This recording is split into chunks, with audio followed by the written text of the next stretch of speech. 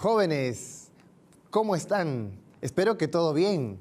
Estamos en un día más aquí en nuestra Semana Joven. Una alegría realmente compartir la palabra de Dios durante estos días. Y sé que en algún momento nos hemos identificado con alguna de las cosas aquí. Pero no te preocupes, también debemos identificarnos con los consejos que Jesús tiene para nosotros en su palabra. Durante estos días hemos hablado acerca del corazón. Y estoy seguro que el corazón de Paraguay, de Uruguay, de Chile, de Argentina, de Bolivia, de los jóvenes de Ecuador y los corazones de los jóvenes de Perú están conectados en esta Semana Joven especial dirigida para ti y también para mí. Una semana donde hemos estado viendo lo que Dios hizo en la vida del rey David y cómo nos sirve ahora para nosotros de manera reflexiva. Hoy hablaremos acerca de una parte muy especial en la vida del rey David. El rey David pasó por múltiples experiencias. Ya lo hemos visto cuando él enfrentó a Goliat. Ya lo hemos visto en su amistad con Jonatán. Ya lo hemos visto también cómo Dios lo buscó a él porque tenía un corazón conforme a su voluntad. Sin embargo, todos estos rasgos que hemos ido viendo acerca de la vida de David son rasgos y cualidades muy buenas. En realidad, Él nos ha ayudado a cambiar un poco nuestra manera de vivir. Sin embargo, hoy tenemos que ver un tema un poco difícil de entender. ¿Cómo alguien conforme al corazón de Dios puede fallar? ¿Puede pecar? ¿Qué? ¿Acaso no tiene el corazón conforme a la voluntad de Dios para ser conforme a la voluntad de Dios? Es raro que en el caso de David él haya caído. Sin embargo, en la vida tenemos que entender que si alguno de nosotros cae, es necesario tener un consejo especial en ese momento tan crítico. Vamos a ver en la Biblia la experiencia tan terrible que pasó David. Vamos a abrir nuestras Biblias en el libro de Segunda de Samuel, en el capítulo 11, donde se narra la amarga experiencia de David pecando con una mujer llamada Betsabé. ¿Sabes? Antes de ver un poco la historia de David y Betsabé, déjame decirte que tú puedes conectarte con nosotros en este programa a través del hashtag Semana Joven. Si tú estás viendo la transmisión en tu televisión o en tu computadora o en tu celular, puedes usar el hashtag Semana Joven y conectarte así con nosotros durante estos días de la transmisión. Además, también puedes visualizarnos por cualquier medio y escribirnos, quizás haciendo alguna pregunta importante. Y lo podemos responder a través de los diversos medios que se puedan utilizar. Vamos a abrir nuestras Biblias en 2 de Samuel, capítulo 11. Se trata de la historia de David y Betsabé. Dice la Escritura que había un tiempo en el que los reyes salen a la guerra. Y David debió salir a la guerra, pero David no salió. Se quedó. Las razones pueden ser muchas. Sin embargo, la Biblia habla de que él quedó en Jerusalén. Él no salió. Y sucedió algo interesante. Dice el verso 2 que cuando cayó la tarde, se levantó David de su lecho y se paseaba sobre el techo de la casa real. Y vio a través de este techo a una mujer que se estaba bañando, la cual era muy hermosa. Y David mandó a preguntar por aquella mujer y le dijeron que se llamaba Betsabé, hija de Eliam, mujer de Urías Eteo. Y David mandó a llamarla y la trajo al palacio y durmió con ella. ¿Tú crees que el rey de Israel debía hacer esto? Claro que no. Él estaba casado. Ella también. Él no debió interrumpir un matrimonio. Él debió dejar las cosas como estaban. En primer lugar, él debió ir a la guerra y no dejar que este momento de sosiego, de aparente tranquilidad, lo dejaran en el palacio. El peor error de David aquí parece ser que él no salió a hacer sus deberes.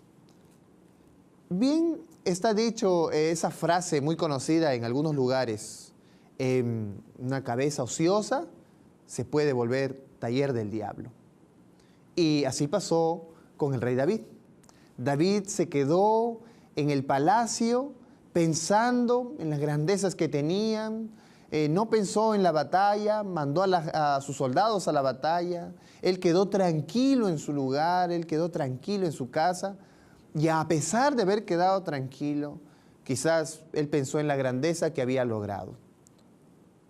Es allí donde Satanás tomó lugar en la vida del rey David. Él no lo pensó, él nunca lo planificó, pero en el lugar y en el momento menos indicado, Satanás tomó su mente y entonces él dejó de ser el hombre conforme al corazón de Dios. La Biblia dice que él pensó en aquella mujer al verla desnuda y la trajo a su casa y se acostó con ella. Fue un grave pecado a la vista de Dios. Fue un grave pecado que David cometió. Pero ¿sabes? Lo más terrible de esta historia es que no lo contaron a nadie. No lo dijeron a nadie. No lo comunicaron a nadie. Y nadie sabía. Aparentemente este pecado estaba escondido. Fue en unos días en que Betsabé volvió a palacio y mandó a decirle al rey que ella estaba embarazada. Así que David trató de solucionar las cosas, tratando de traer a su esposo para que se acueste con ella, y al final pensar que el hijo que iba a nacer era de Urías Eteo, del esposo de Betsabé. Lo que estaba tratando de hacer David era encubrir su pecado. Pero ¿sabes qué? Ningún pecado puede ser encubierto. Tarde o temprano se llega a conocer.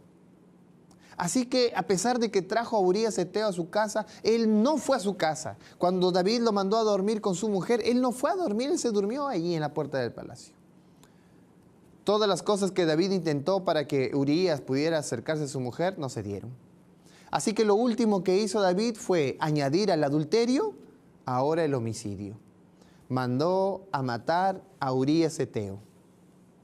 ¿Te puedes imaginar tú esto? Que el famoso rey David, aquel hombre que aniquiló al gigante con una simple piedra, que lo hizo porque representaba a Jehová de los ejércitos, aquel hombre que era perseguido por Saúl y que Dios lo libró haciéndolo rey, aquel hombre que hizo posible que el arca llegase al templo de Jerusalén, aquel hombre que estaba totalmente convertido en las decisiones de Dios, ahora se comportaba totalmente opuesto. La Biblia dice que David lamentablemente pecó. Y este pecado no fue un pecado pequeño a la vista de Dios. Fue un pecado muy grave. Aparentemente nadie sabía en el palacio, aparentemente nadie conocía, aparentemente la gente no sabía. David estaba siguiendo las rutas de su vida. Urías Eteo muere y entonces él toma a Betsabé como mujer y la trae a palacio para que viva con él. Y entonces ella seguía embarazada y ya casi llegaba el tiempo del alumbramiento. Pero uno de estos días apareció el profeta Natán a la vida de David. Llegó a palacio y entonces él le contó una historia. Oh, rey David, quiero contarte algo. Un caso en el cual tú debes aplicar justicia. Y obviamente David estaba para eso, para aplicar justicia. Y entonces el profeta empezó a contar, mira, había una persona muy pobre que apenas tenía una oveja y había otra persona rica que tenía muchas. Pero le llegó un invitado a este rico y entonces tomó de la única oveja de aquel hombre pobre y la sirvió a su invitado. Era una historia un poco terrible. ¿Cómo podría abusar esta persona rica de la persona pobre? David se sintió mal por esta situación. Se puso de pie y se enojó. Y entonces él mencionó un castigo terrible. En 2 de Samuel, en el capítulo 12, en el versículo 5, se da a conocer el castigo que David pronuncia sobre esta persona. Verso 5. Vive Jehová, que el que tal hizo esto es digno de muerte. Wow. ¿Sabes qué? El mismo David estaba sentenciándose a sí mismo. Esta persona que ha hecho esto es digno de muerte. Y mira lo que dice el verso 6. Debe pagar la cordera con 4 tantos, porque hizo tal cosa y no tuvo misericordia. Entonces Natán se acercó a David y le dijo: tú eres aquel hombre. Así ha dicho Jehová, Dios de Israel: yo te ungí por rey sobre Israel y te libré de la mano de Saúl. Y te di la casa de tu señor y las mujeres de tu señor en tu seno. Además te di la casa de Israel, de Judá, y si esto fuera poco, te habría añadido más. ¿Por qué pues tuviste en poco la palabra de Jehová, haciendo lo malo delante de sus ojos? A Urías Heteo heriste espada, y mientras Natán hablaba, David escuchaba todo lo que había hecho. Ahora no era desconocido su pecado, ahora lo conocía el profeta. Y el profeta había sido enviado por Dios. Dios mismo había visto esto, y David no tenía conciencia de su pecado hasta que fue descubierto. En ocasiones solo nos arrepentimos cuando alguien descubre nuestra falla. Pero ¿sabes qué? David fue descubierto y no solo gritó y lloró porque había sido descubierto. Él entendió que quien sabía estas cosas era Dios. Porque así como él se levantó de su trono enojado para castigar a aquel hombre que había abusado del pobre, en realidad él entendía que era Dios quien también había tomado la misma actitud. David lloró porque él sabía que estaba sentenciado a muerte. La sentencia que David pronunció en realidad era la sentencia sobre él. Y además, la Biblia dice que debía pagar con 4 tantos la cordera que tomó. Y en la vida de David nosotros podemos ver esto realizado, porque los 4 hijos de David fueron castigados por Dios por las consecuencias de este pecado. Él quiso tener un hijo con Betsabé, pero perdieron 4, incluido el primer bebé con Betsabé. Betsabé dio a luz y ese niño se enfermó y a los pocos días murió. David fue perdonado de su pecado porque Dios pasó el castigo de muerte de David a ese niño. Qué terrible situación en la vida de David. Cómo todo lo que él había logrado durante un tiempo, ahora todo había sido echado a la basura. ¿Sabes? La historia de David puede enseñarnos algo importante a nosotros hoy.